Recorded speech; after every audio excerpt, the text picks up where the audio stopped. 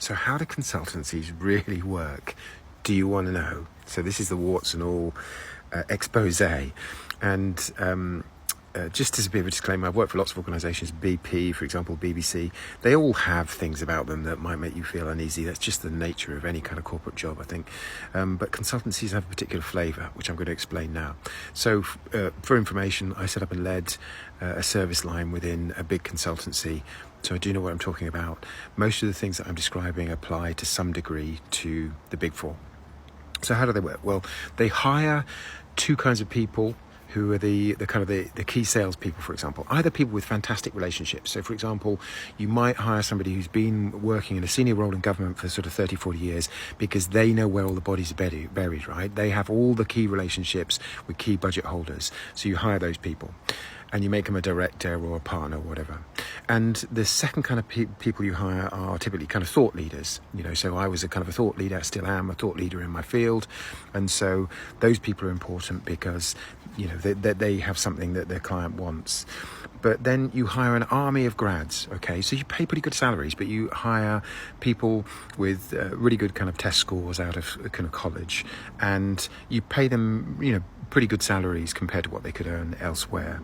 But here's the problem. It's basically a bait and switch model. So somebody like me will go in and pitch a brilliant idea to a client, which they love. But then from a commercial perspective, the consultancy needs to move you on to another project. So the actual work is handed off to a bunch of graduates, right? The graduates are great. They're really smart. But here is the problem. The way that you have to make your margin is by incorrectly counting the work that's being done. Let me explain. So you might be charging the client 8 hours a day from the grads, but the reality is the grads don't really know what they're doing, but they're smart, so they figure it out. They're Googling like heck, but they're doing that often in their time, out of hours. They're doing it through the weekend. So these grads will work incredibly hard. I know, because I spent hours and hours interviewing them about their lives. 24/7 sometimes to actually achieve the results that somebody like me, the director or the partner, who's kind of promised. But we will only as a business charge back those kind of delivery hours that we've contracted. That might be 8 hours a day.